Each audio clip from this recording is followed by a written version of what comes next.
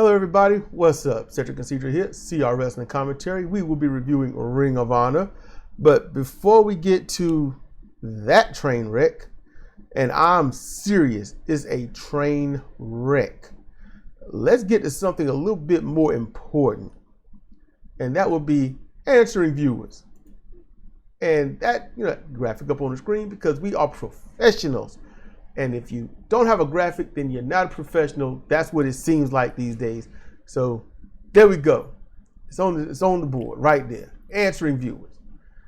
And it should be, I guess, responding. I don't know. You know what? Put it like this.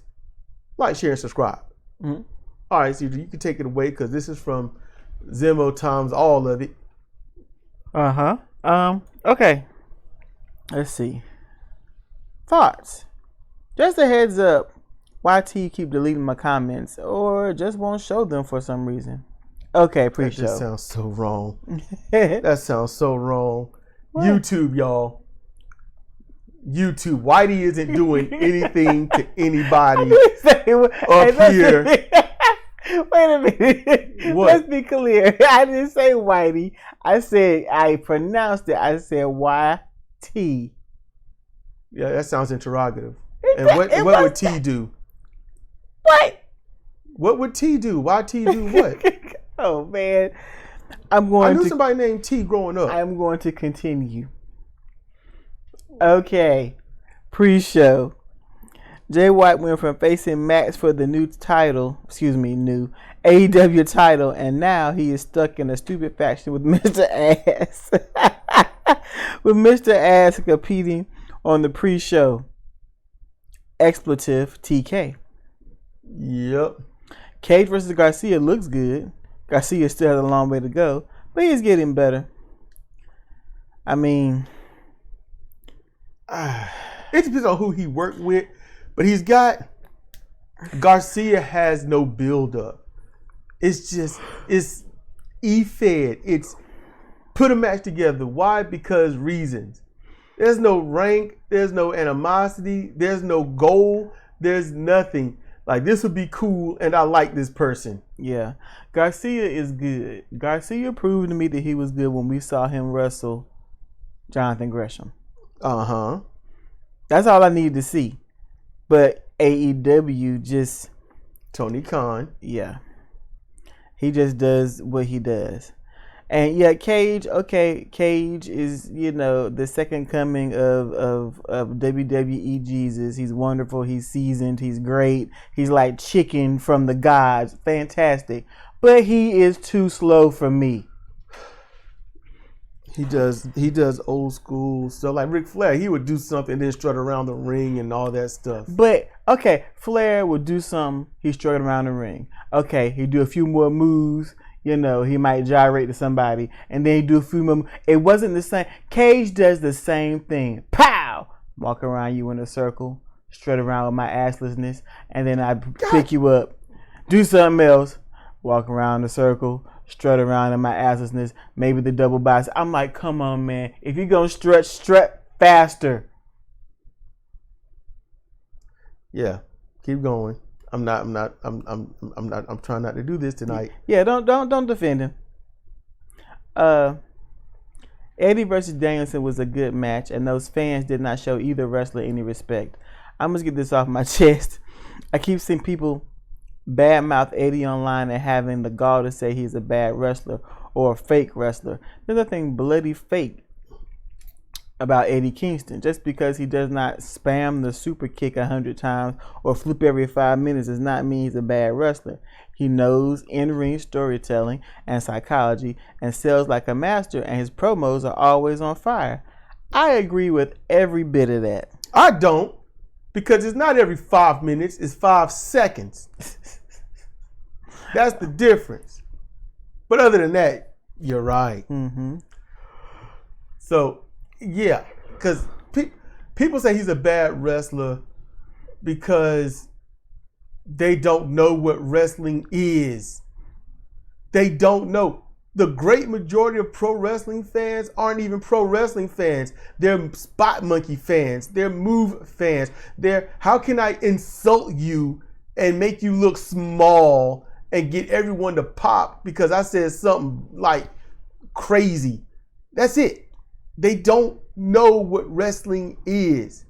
They have no clue. And I know I got blasted and I've been practically blacklisted from all e-feds because of that mentality. But damn it, if you are more concerned with the moves of a match and who look like they took the move the worst instead of what built that match, why is this match important, and why are they angry? Why must they beat each other to a pulp? Who is trying to get revenge? Who is evading getting revenged upon? And then, if you're watching the match, little things, because you're engrossed in it, little things mean way more than a brain buster. But you don't have rules in this company, so you don't know what rules are. You got your opponent. You got two people mad at each other. Babyface, heel. The heel backs the babyface into the corner. The heel threatens to punch the babyface. The referee gets in the way. No, that's a closed fist. You don't do that. You back. The referee begins to back the heel up. The heel is like, get away from me, and kind of nudges the ref just a little bit. Nothing too bad. The referee moves and the heel eye pokes the babyface. Gains a strong advantage, and the ref didn't see it, and everyone is angry because of it. That is wrestling. Because now you're mad at the heel. You are angry. You're not sitting there like eye poke. Yay! This dude just broke into somebody's home and threatened their baby. Yay! This guy comes out and says cowboy shit. Yay! Now we got something to chant. Cowboy shit. That's not wrestling. This is awesome. AEW. Yay! Boo! Meat! Meat! That's not wrestling.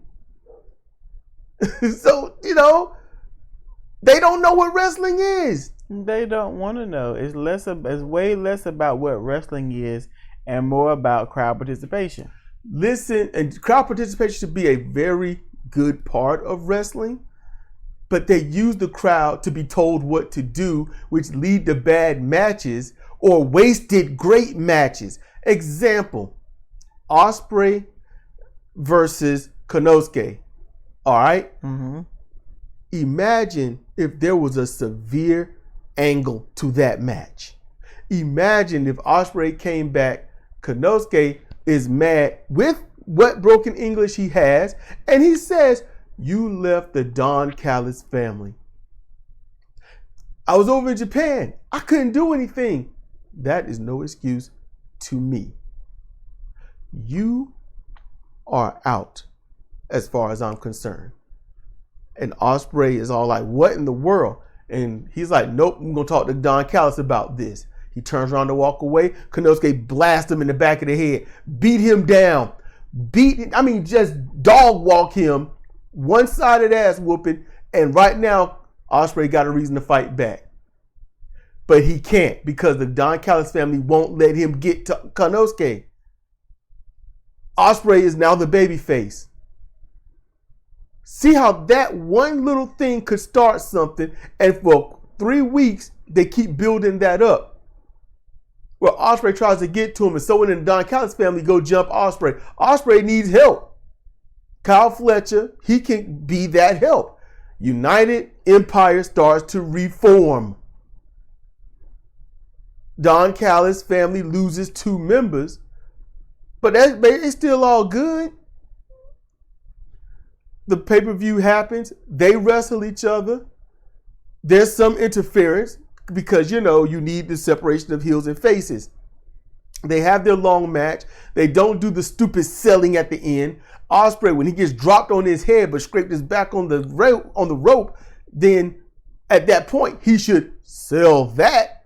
He should hold his back and scramble and roll out the ring like, oh my God. Fletcher could take a look at it. Referee could take a look at it. Konosuke could be waiting in the ring. And that's when Hobbs or someone could blast Fletcher. Konosuke gets a hold of Ospreay, and then they get right back to it. And now you know that Ospreay's got a visible, clear injury. They've shown it. Now that plays a part in the match. You wonder, how is that going to affect Ospreay? The commentary team can talk about how that's going to affect Ospreay. They keep fighting. They doing their thing. They don't no-sell those high-impact moves. They actually do sell them. But at the end, Ospreay comes out on top because that will end that piece of the beef. There you go. How hard is that? And speaking about Eddie Kingston, hell, listen to Jim Cornette talk about Eddie Kingston's matches. They like what he is and what he can do, but they also know that that style doesn't translate well to not only an audience in the United States, but the AEW audience. And see, that's what gets me, because the AEW, as has been said many times, and he's railed against it many times, the AEW is just a niche group, and they're the only ones who know these guys from AEW, so why wouldn't they understand what Eddie's doing? King's style, the King's Road style is not the same as New Japan style. It'd be closer to Pro Wrestling Noah, I guess. Okay, King's Road style. It's a fucking wrestling match. It's not like he is bowing and prancing or something. It's not like Alice in Wonderland is wrestling. It is. It is. It's just certain elements in a style. Just certain little elements, like when to sell or when to be dizzy and take another hit. It's little things like that. But Eddie has nobody in the United States that can work that style but him. Right now, going on AEW, right now in that company, he's the only one, because I have to amend that, he's the only one that can work that style in All Elite Wrestling. And since he's the only one, it stands out. But styles should build matches. But there is no build. We'll get to that later with the review. But that, yeah, you know, does that issue with anything that I said? You know, I guess it's just my naivete. He just like he whooping somebody's ass to me. Yes. I don't know why it's got to be that. Why does it have to be that deep? He's kicking ass. Everything here, what Eddie Kingston does is a series of, how can I say, they are moves. They're specialist moves, right? Mm-hmm. You can see it. Kawada kicks, low kick to the back, rapid fire machine gun chops in the corner or standing, you know, the strike exchange back and forth, the take the blow, roll it into your spinning back fist, the power bomb. He does those moves, okay? It's kind of a strike fest to get your move and get another move. But once that fails and you start to fight back, you go into another strike fest until you get your move. That's not the style of the United States of America. That's not the style of the people. That's not Southern wrestling style. The Southern wrestling style is more like we lock up. We tumble, we tussle, we throw, we shove, we gloat, we boast, we goad, we do all that crap. That's what we do. And I don't mean crap as in it's bad, just yada yada. Yada yada. This is what I'm saying. Mm-hmm. You do that. You have your niche 5 or 6 holes or maneuvers or signatures and you're finishing. And you don't know which signatures you're going to see, but you know you're going to see the finisher. Southern style is about the battle, the elbows, the punches, back them into the corner, roughhouse them, mush their face, get them in the corner and chop them, not the rapid fire chop, but you're showing impact. Like, you know, Benoit versus Triple H. Mm-hmm. That's American style, basically. You watch Chris Benoit, you watch Undertaker, I'm trying not to call him his other name. You know, you watch Ron Simmons, Butch Reed, you know, The Rock. That's American style. That's the United States style. That's what that is. Eddie Kingston don't do that. He used to. He don't now. He fell in love with the King Road style or whatnot. That's him. That's where Eddie Kingston is. So it's 2 different styles. You see what I'm saying? I see. So that's what that is. And you know, I agree with Zemo. Yeah, the fans saying all that stuff, and that's why I'm sounding so harsh, because the fans, if they knew wrestling, they'd be like, Eddie is good. He's so real. He seems so real. He sounds so real. Love it. We'll get to that later, per se. But that, it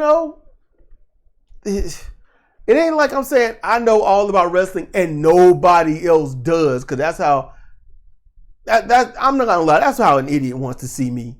No. But if all you care about are the moves and chanting stuff, you don't know wrestling at all, if that's all you care about. And I have been there. I only cared about the moves. What do you do that's different than somebody else? What do you do anyway? And that hooked me over to watching Japan. I watched Japanese wrestling. I was like, this is completely different. And finding out that most of the finishing holds came from the Joshi. I was like, what? Yeah.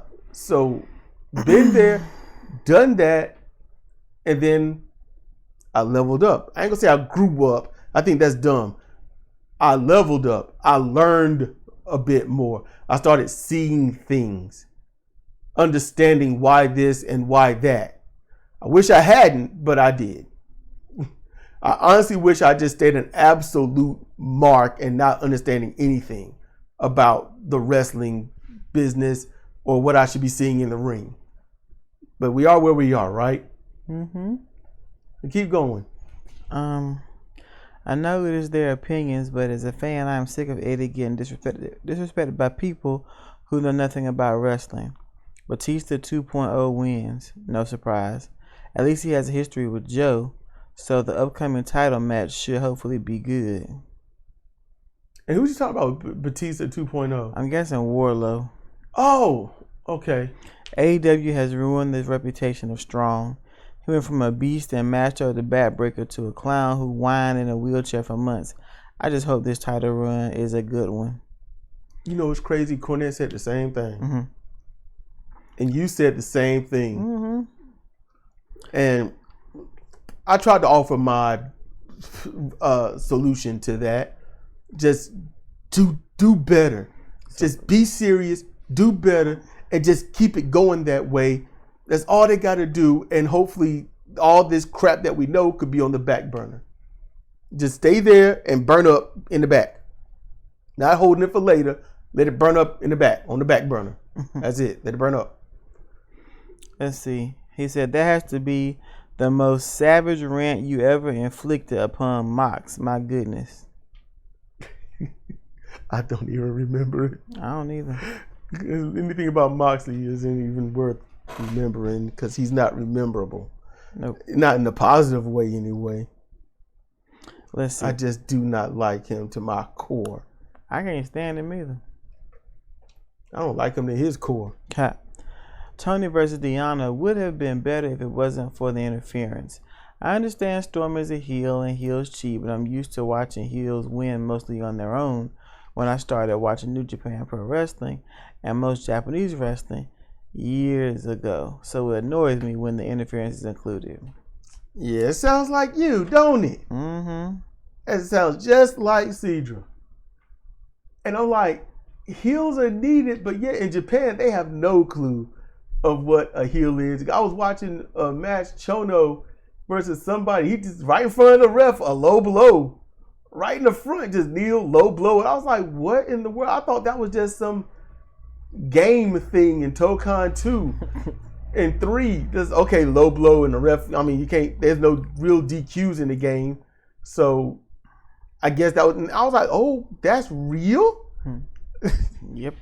I was like, that's real. What in the world? But yeah. Okay, let's see.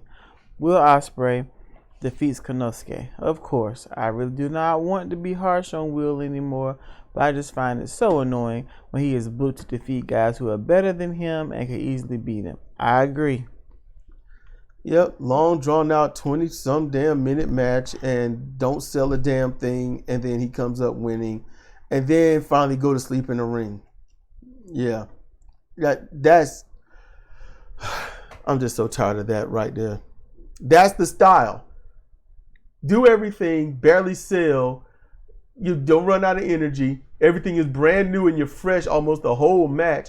And then at the end, someone takes a series of devastating moves, or you trade them back and forth, and then you both fall out when the match is finally over. And you lay there. Because that's selling. God damn. Let's see. Three-way for the AEW title was good, but I think Swerve versus Joe in the normal singles bout would have been better. Oh, I guarantee it would have been. Paige is trying too hard to be Stan Hansen with that mustache. If Shane goes back Magnum T. Hansen. Why does it say Shane? What? That's what it says. If Shane goes back to WWE, they will bury him. But at this point, after Cody and Punk return, it would not surprise if he did go back to that stupid company one day. Who is Shane? I don't know. Maybe it's Swerve's real name or something. Maybe. Or Samoa Joe's or... No, it's not Joe's name. No. Joe got a kind of a cool name. He does. Sting and Darby versus the Bucks. What can I say? The final Sting match involved people getting thrown through glass. I understand Sting wanted to try something new for his final match, but getting thrown through glass is never a good idea. Aside from Darby nearly killing himself again, the match was okay. I am happy Sting won his final match. Sting got a good send-off, and I'm happy for him. Thank you, Sting. So aside from Eddie versus Danielson and Sting farewell match, the PPV was pretty rubbish. In the meantime, TNA is still killing AEW with their pay-per-views. Even WWE is killing AEW right now. AEW's killing AEW, just not in a good way. Their fans are dropped. They're accomplishing the goal. Okay? Just keep in mind, AEW is actually accomplishing their goal. They are keeping the key demo. They are keeping the loyal fans below 1 million, well below 1 million.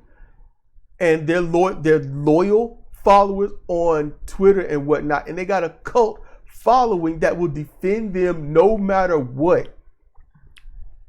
They will defend them no matter what. AEW is actually accomplishing their goal.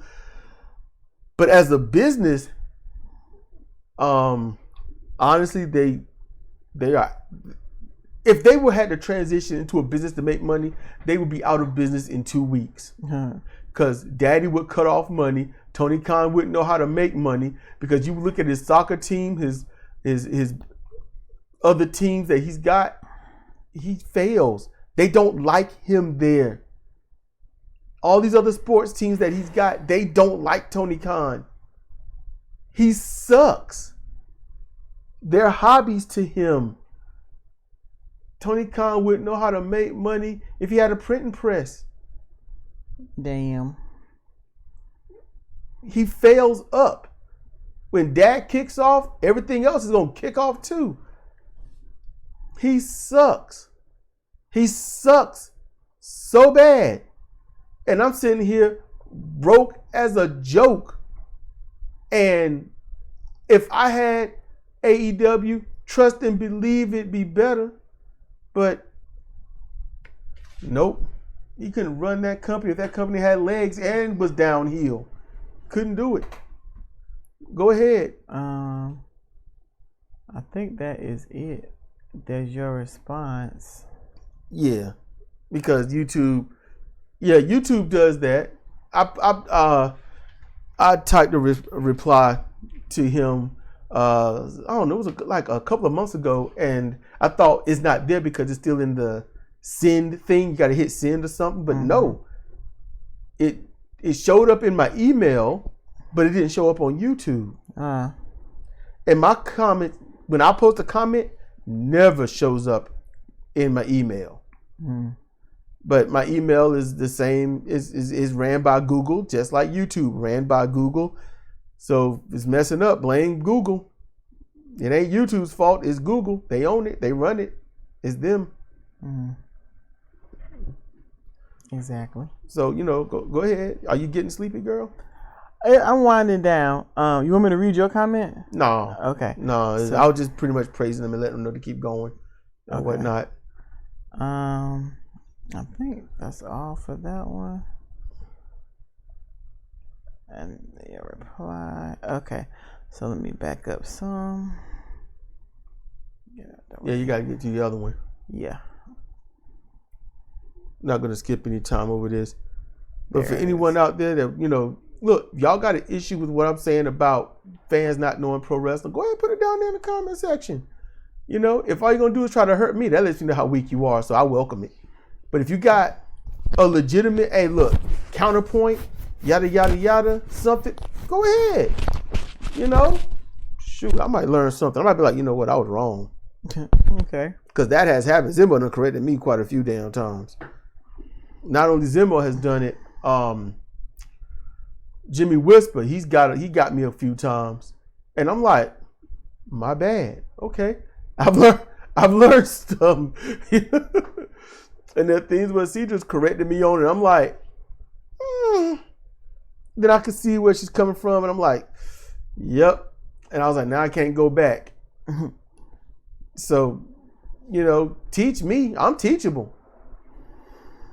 You find it, girl? Mm-hmm. All right, roll. Only TK would be dumb enough to cut off the farewell speech of Sting. I know AEW uploaded the uncut version, but that is still no excuse for cutting Sting off in the first place. Sting is too nice. If I was in his position, I would chew out TK. Is it any wonder why people want half the roster to go to WWE? Also, what are your thoughts on Okada going AEW? I personally think it's a bad move, and Okada should have standards. And that's is that part of it? Is that That's more? it. I thought there was more with the. No, not that I could find unless I screwed up. But I didn't find any more. Okay. Okay. We'll talk about Okada. So here's the thing. When I first heard that he was going to AEW, I thought, well, you go to a company where you can break somebody's arm and they invite you back to break somebody else's arm. Why not?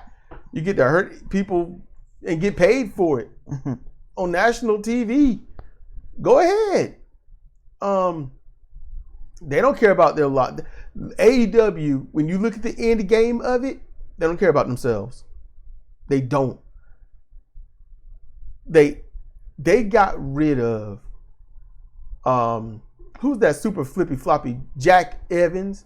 Yeah. They got rid of him not because he was dangerous to hurting people, but some backstage stuff or something.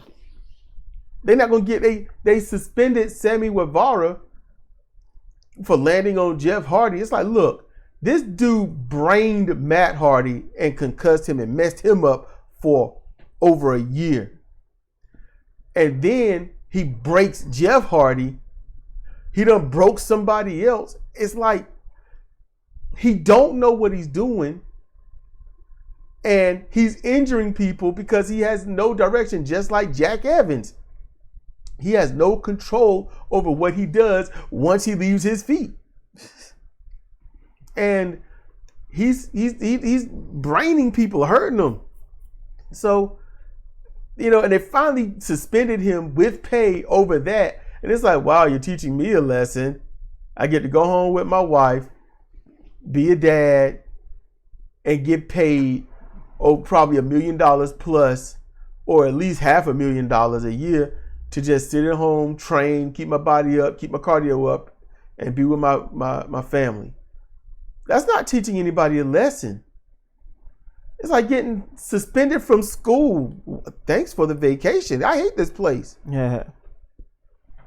So they don't care. Okada going to AEW is like, well, I'm injured this fool.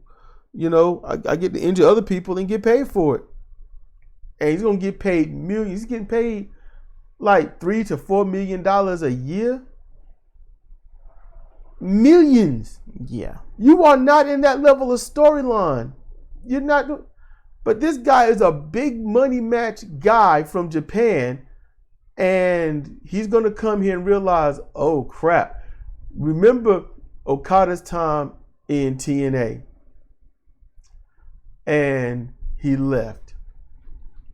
And they asked him, it was like, so, Okada-san, would you ever consider going back to TNA? Oh, no, no. I was like, oh, my God. I swear he said, hell no. Yeah. He was very direct.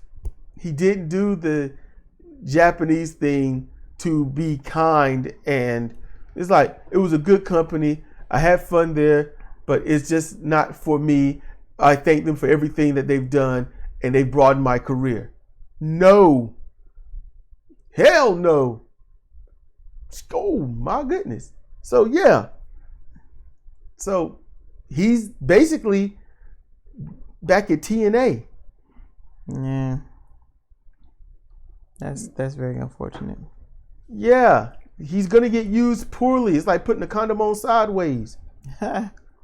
It's not gonna work. But he's gonna say, I'm getting paid. And he can speak English fairly well. Hopefully he picks up more. He's still young. He can still do this thing. Just like Takeshita, still young. Takeshita knows less English than Okada. So maybe Kazuchika could teach him something. And Ospreay and Omega should be able to teach them more. You know, so I think Okada being there is good for Okada. But I wonder how long it will be before he gets injured. You think he's not going to get injured before this year is out? You think he's not going to have to give somebody a receipt in that ring before this year is out? Yeah. You think it's going to be not some trash talking going on? Wait to some people. It's going to happen. It's AEW. It's a toxic atmosphere. I think Okada being there is going to lead to me hearing some very fun commentary.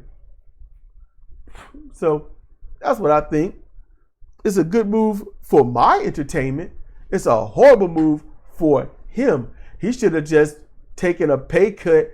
I think $80,000 a year to work at WWE would be a whole lot better than millions to work at AEW. At least in WWE, you'll get nationally known and used in a better light. As I hope. Can't say so much for Nakamura, but yeah, he's still there. Yeah. Yep. That's pretty much all I can say about that. I mean, it must be something good. He's still there. I don't know. I don't know overall if it's a good move or not. But Tony Khan is hoping to bring himself up, trying to boost AEW, and that's not going to happen. Nope. That ain't. You know, you get some Japanese fans' eyes on it, and then they'll just say, oh, it's Okada, that guy, and move on. That's it. Then you don't have anyone in AEW that's, man, I like to see his style against that person. And Okada still got that weak-ass return clothesline. Or bicep knockdown. You know, like injured. You know, Bryan Danielson, no, it didn't. Diving elbow drop did it. Danielson didn't have his arm in the right spot, and Okada landed properly, but basically that was Bryan's fault. So it is what it is. We'll, you know, we're gonna just listen to some fun stuff on commentary about Okada being used. He was on Collision, he's been on Dynamite, and nothing good has come of either one. Nothing. So, you know, yay. So you think, is that it anymore? No, that was it for double check. I don't think he said nothing else. Anybody say anything else? No. Oh, that's me. Wait a minute. Nothing? Wait a minute. What? I hit the wrong button. Dead air is bad air. No, nothing else. Nothing else? Oh, taking the graphic off the screen because we're professionals. So we're going to run through this. You don't want to be here too long. Cedar's winding down. She might be knocked out on this one like she was the last one. I apologize. You know me, I ain't going to let that go. I be up from 6 a.m. until you get to cut me some slack. Sound like a personal problem. I'm going to give you a personal problem. How about that? So this starts the Ring of Honor review. And this begins with the women's TV title tournament match, Diamante versus Billy Starks. So we already know Billy's gonna win. We just want to see how. Yeah. I actually took a few notes on this. This match started slow and looked choreographed for the most part until Diamante used a Rana hold to rain strikes down on Starks. At some point, Diamante tried to front suplex Billy into the corner, but it said, I think, but it's like, no, Billy didn't get the memo. And she went flat, landing belly down on the mat and half on her head. Mm-hmm. And she slowly recovered and got into position, but she recovered well to get in position. But then after that little moment, the match turned into something worth watching. Yeah, it did. They laid in their strikes and sold moves through the match. Billy used techniques that were very simple but highly effective, such as a simple clip of the foot and low-angle side thrust kick to get Diamante into position from the corner. Mm-hmm. They did very well with Billy using a super kick, not a foot jab, to drop Diamante into position for the diving senton atomico. Diamante kicks out of the pin. Billy uses a single arm crossface to score the submission. And I had to note, Cedar noted that Billy must be a nice girl for everyone to work with her as well as they do. I mean, because not that it seemed choreographed, but it just looked like they were looked like Diamante was trying to get something out of Billy. You could see her slapping her around, trying to fire her up. Yeah, and especially with Billy she was whipped. She was tired. Yeah, you can see that lactic acid. When she rolled over, she got on offense, I think, and rolled over to the ropes, and the camera's kind of in her face, and she didn't look like I hurt. She looked like I am freaking tired. That's how she looked. I was like, yeah, you got to get that acid off the muscles, girl. She needs to train with strength and cardio, but more cardio so that she can handle these long matches and help get that lactic acid off the muscles a little faster during the matches. There's techniques for that. Collegiate wrestlers know how to do it. They know how to do it, and they're awesome at it. Good grief. You would think they never had acid build up. So then we get to the next match, Aaron Solo versus Lee Johnson. And look, Lee Johnson, hometown guy. He came out with some fire. How can you come out that hype and a plain face? I don't know, man. He is hype. You can see his body posture. He's hype. He's feeling it. Like, I was digging his gear. But his face is like, it's like a cow. It's not that interesting. And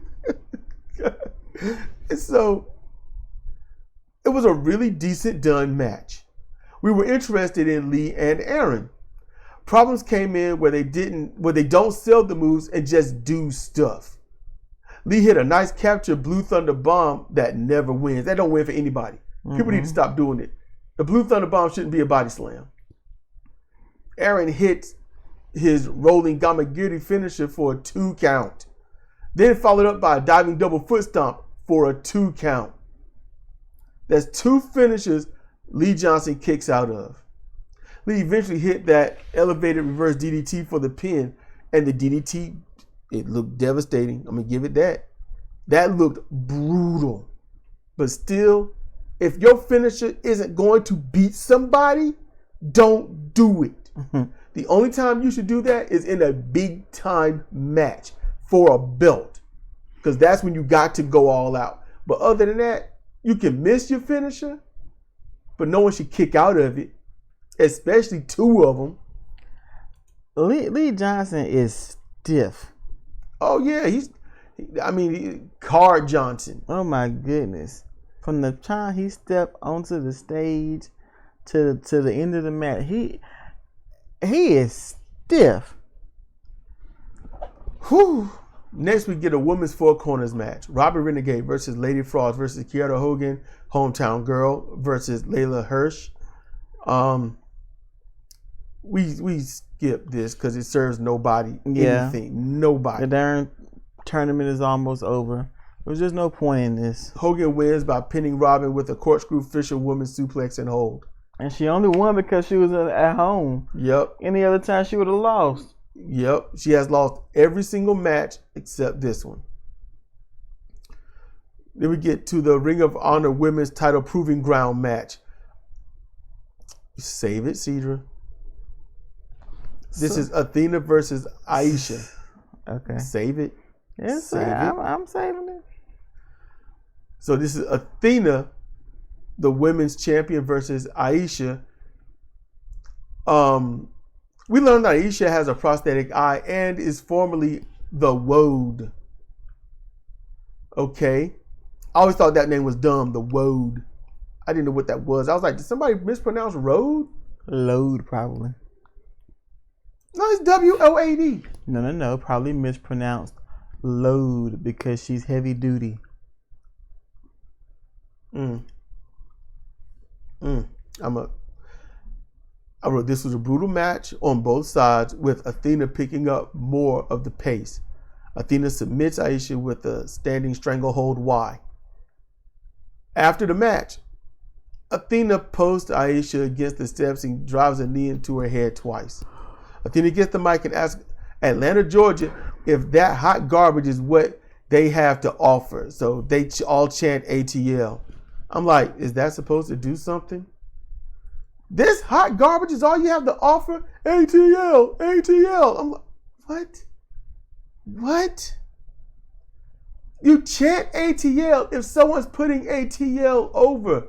If she's going to talk trash on Hot Atlanta, you know what you do? You boo her. It sounds like you're cheering her trash talking. Maybe they're all just happy to be alive. I don't know. Athena says ATL isn't even good enough to wipe her ass. Athena jawjacks the crowd and cites Nyla Rose, who she beat and ran out of Ring of Honor, and that no other woman in the locker room will challenge her. She cites weeks away is Super Card of Honor, and she needs an opponent to take her to the limit. Then the music hit, and I begged it to not be Hikaru Shida, but it is. This is a match for going out of business, as the display would only be the explanation. That match would be the explanation of why it's called going out of business. Now, if you want, Cedra, go ahead. Shida is so lame. I was so glad. I mean, when we were watching Dynamite and Collision, they would drag her out every chance they got to have the same lame match. It was the same caliber match that Sky Blue used to have before she turned heel. Just terrible. Finishers just terrible. So much so you just got tired of seeing her. And now she's gonna show up in Ring of Honor like she's gonna put up some kind of substantial fight against Athena. And the worst thing, absolute worst thing that can happen is if Shida wins that belt. And you know what? I want to be like, nah, that's not going to happen. But that is a complete and total Tony Khan thing to do. Send her over there and have Shida win the belt off of Athena. And then 2 months later, Athena or somebody else beat her. And then whoever, if it's not Athena, then 2 months later, Athena beat that person. Be like, oh, once again, you're forever champion. So that is a Tony Khan thing to do. And I'm bored thinking about it. Just thinking about it, I'm like, yeah. I do not want to see Hikaru Shida. I was happy watching Ring of Honor, knowing bottom barrel leads, the suck-ass women won't be there. Yes. That was my last ditch of happiness with Ring of Honor. And now she's there. Good grief. Yeah. Happy birthday to us. And that includes anyone listening that don't like, I want to like Hikaru Shida, but no. You know what? Screw it. Try this.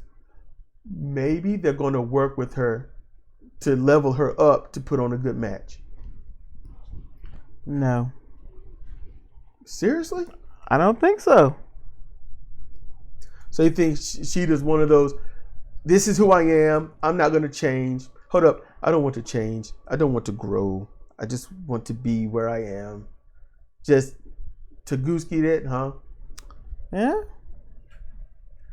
I just, it's a waste. It's a serious waste. Okay. Next, we get 6-man tag team action. Action Andretti in Top Flight. I saw that. I was like, oh. Then the Iron Savages come out, and I'm like, okay. Andretti issues a chug-off challenge for some reason, so we need to skip this. And it took them a while. I'm tired of this. They made us not want to see the Iron Savages in action. God damn. That's what I wrote. We don't know who won because he just skipped the whole thing. So, and that was just to listen to Lee Johnson do a promo with Lexi Nair. So we don't know who won. We don't know who lost. We just know that Lee Johnson said that he's going to do some things. And Lexi Nair is like, yeah, kind of, sort of. And after that, Cedra went to sleep.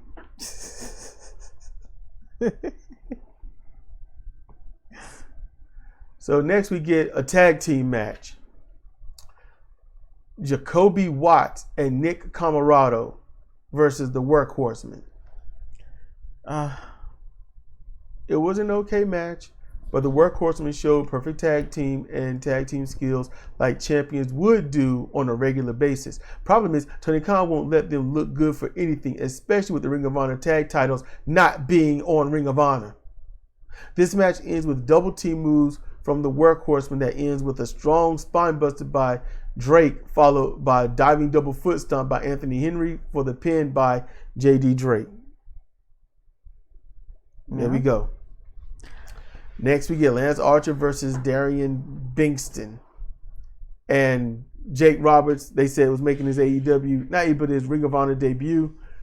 Darian being much smaller, he decides, let's do the shake hands thing. Then he tries to get a cheap shot in on Archer. Darian tried a few things, but Archer mauled the guy, threw him out of the ring where Jake Roberts landed a hidden right punch before throwing him back in the ring. And the ref saw him throw him back in the ring. The fact that he put his hands on Darian should have honestly been a disqualification, but there are no rules in AEW products.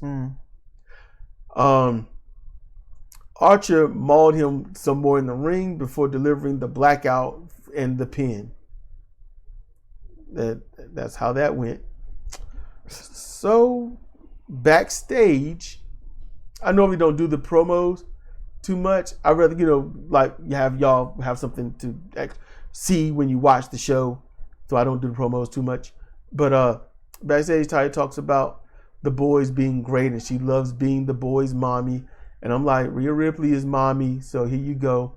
Dalton Castle comes in wanting to know where the boys are, saying that he can smell them. He tosses clothing from some nearby bin of some type, which is the second time he's done this. Taya tells Castle the boys are with their daddy on a mountaintop learning to be men. She briefly proves that Castle doesn't know the boys at all while rattling off their favorite colors, foods, and other stuff that they like to do. She ends by saying Castle doesn't deserve the boys. This angers Castle, who has to be drug off. And I noted that Taya's B outfit was actually cool looking. That covers everything? Yeah. Then we get to the women's TV title tournament match. Mercedes Martinez versus Abaddon. This was good. It was good. It was good. It was good. I'm going to tell you, when you know pro wrestling, when you actually love pro wrestling, like professional wrestling, you don't have to do much to do a lot. And these girls didn't do much, but they did a lot. It was great. They did right. I took some notes, but I didn't get all detailed and whatnot. But Mercedes Martinez versus Abaddon. Abaddon she hits the mat aggressively after a knockdown level type strike. A chop, a forearm, and she hits the ground. She hits that mat. It looks wicked. So it adds to the power of her opponent. It puts her opponent over when she lands in a heap like that. Abaddon is light, so Martinez hit an Unardi suplex with gusto. They keep calling it the side Soto or Salto suplex, but no, it's that deep rolling backdrop. And Mercedes had to keep from throwing Abaddon away from her. Abaddon's lighter than she used to be. She's got to be damn near 30 pounds lighter. It seems like she's getting lighter with every passing show. Yeah. Every passing Friday show. Martinez applies a half crab. A half crab that got the fans going. A half crab. And Abaddon crawls to the rope for Hope. Just crawling. And the crowd came up. A simple half crab. That shows skill. The crowd was up for this. Now, unless it was piped in, and I don't think it was piped in, because you could see the crowd was moving and chanting and cheering. Abaddon tried a DDT on the apron, but was blocked, so she hit the mat. She hit the mat hard. Well, the apron anyway. Martinez hit a running knee strike on Abaddon as she was sitting up, and it looked like she popped her good. If Abaddon was unconscious, it would have made sense. Martinez hit a swinging DDT, an apron-hung swinging DDT, and both of them had, it's the floor, right? They hit the floor. Martinez took damage. Yeah. They had to beat the count into the ring together because Martinez was hurt too. That's how you do it. Abaddon became dead weight in the ring as Martinez kept trying to pick her up. And then when she finally gets her up, Abaddon screams in her face, scaring Martinez just a little, then bite her arm, just beat it, which that's Cedra's favorite. Uh-oh, you fading, ain't you? I'm hanging in there best I can. No, you're not. No, Yes, you're I not. am. No, you're not. So from behind, outside the ring, someone struck Abaddon in the back with a chair. Oh, yeah. Martinez hit the fisherwoman DDT for the pin. And then after the match, the person unveiled themselves to be Diamante. Good job on that.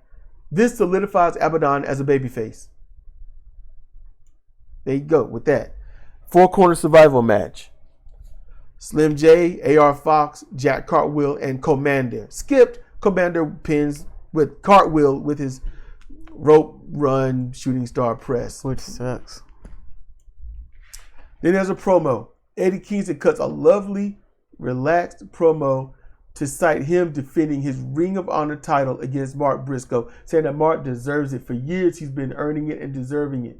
He talked about how he was too young to be in Ring of Honor, but Jay's first match was against Amazing Red. He talked, he spoke it up. He's like, look, we're gonna put on the display of what the true art of professional wrestling. He said, we're not gonna shake hands. He said, we'll shake hands. We're not gonna, play. We're not gonna, do little cute stuff. We're gonna fight. We're gonna beat each other up. That's what he's saying. And I was liking it. I'm digging it. Eddie Kingston he's just so real. He knows how to put just enough inside baseball in just to throw it back out there for kayfabe so it mixes beautifully and you just want to see the match now. Because there's no, Tony Khan didn't hype this up. Yeah. There's no hype up for this. No. It's a Ring of Honor world title match. No hype up? Really? So he did that promo, and I'll be honest with you, I was like, I want to see this. Yeah, I felt the same way. In my mind, I'm like, look, I already know Mark Briscoe's gonna lose, but I want to see it. All the, especially the backstory he's talking about. You got your shot to go up against Claudio, but you got hurt, so you missed it. He didn't have to include all that. No, he didn't. I forgot about that. Yeah, he didn't have to include any of that. It's just beautiful. And then after this, we get to the main event. The main event. The main event. What's the main event, right? Mm-hmm. Maria's Baby Boys versus Orange Cassidy and Trent Beretta. That's the main event.